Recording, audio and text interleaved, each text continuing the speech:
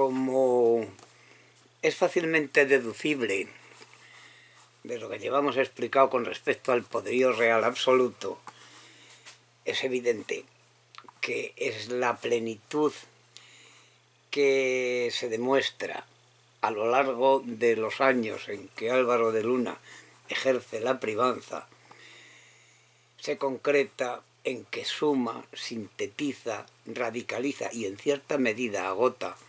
el significado pues de lo que habían sido muchos de sus predecesores en los tiempos anteriores. Porque es evidente que el rey ha de regirse y además regir. Y es esta doble obligación la que define su estado regio. Ahora, para cumplir con ella satisfactoriamente, el rey necesita consejo y apoyo porque, especialmente en la España de aquella época, en plena lucha contra el enemigo del sur, contra los poderes que se desarrollaban en Al-Ándalus, aunque bien es cierto que eso sería muy discutible, lo que es cierto es que es esa situación de ser aconsejado. El rey es lo que da cabida a la figura del privado dentro de la corte, que es definida por la legislación pues prácticamente en la segunda mitad del siglo XIII. Pero claro, frente a los caballeros y a los oficiales que componen la corte, cuya presencia deriva no solo del vasallaje o de la competencia en determinados asuntos, sino de la especial situación sociopolítica de los reinos que aparecían en la península ibérica, en Castilla, en Navarra, es decir, la situación histórica del país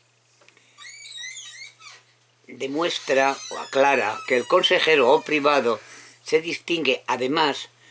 por su elección según criterios que configuran un reducto muy personal del ámbito cortesano,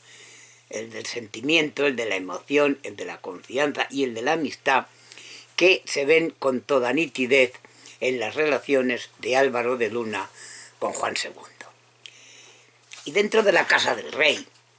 que queda definida como una estructura, digamos, de servicio interno, hablando en términos coloquiales, frente a la estructura de servicio externo, constituida por lo que es la parafernalia normal que acompañaba al rey, el alojarse en este reducto asegura al privado, tras el capellán y el canciller, la precedencia sobre el resto de la nobleza y los demás oficiales que prestan servicios al rey. De tal manera que el parentesco, la crianza, la dependencia, la naturalidad y el vasallaje empiezan a tener notable influencia en la cuestión. Así, además, la precedencia que se otorga al privado dentro de la casa del rey tiende a posibilitar su encumbramiento social fuera de esta. El ejemplo de Álvaro de Luna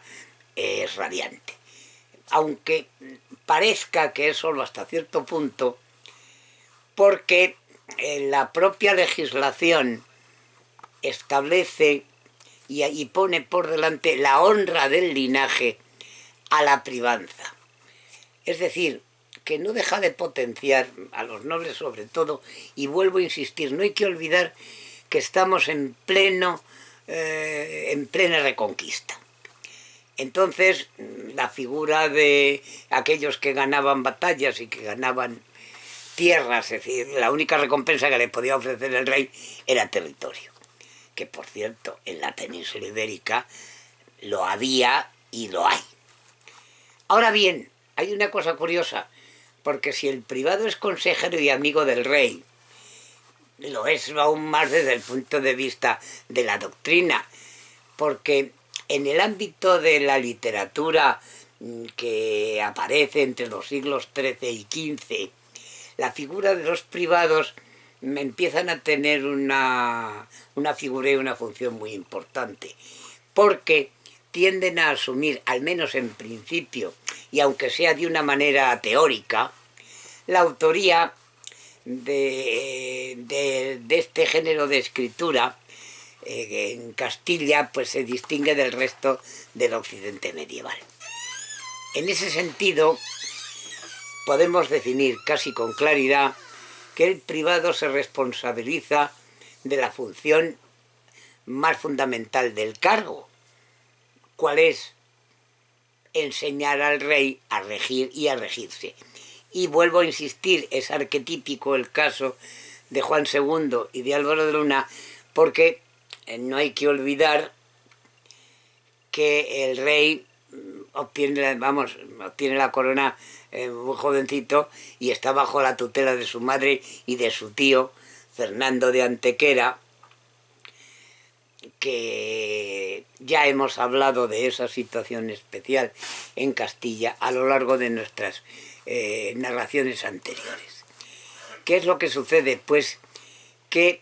en muchas ocasiones la posición del privado puede resultar incómoda, incluso con frecuencia funesta.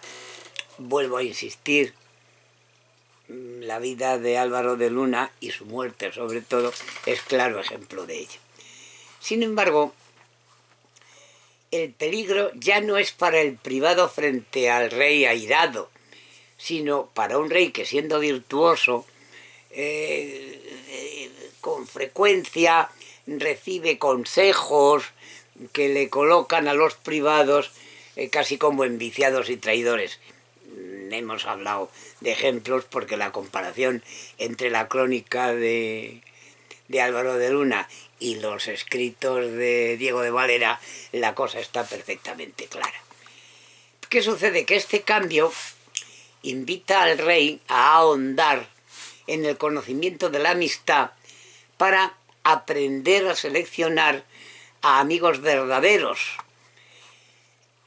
Es cierto que esta cuestión preocupa mucho a algunos miembros de la alta nobleza, sobre todo cuando se dedican a escribir, y traduce pues un fuerte desencanto que no solo es atribuible a la mayor implicación en la redacción de ciertas obras, sobre todo de la primera mitad del siglo XIV, por eclesiásticos, al parecer, muy preocupados por el triunfo del pecado en la corte. Digamos que entre algunas de las obras pues están el libro de los 12 sabios, está Calila Edimna, está el Tratado de la Comunidad, al que ya hemos hecho referencia, el Conde Lucanor, el libro de los Estados, el Rimado de Palacio, entre otros muchos de los libros en los cuales se define la privanza y sobre todo la forma de regir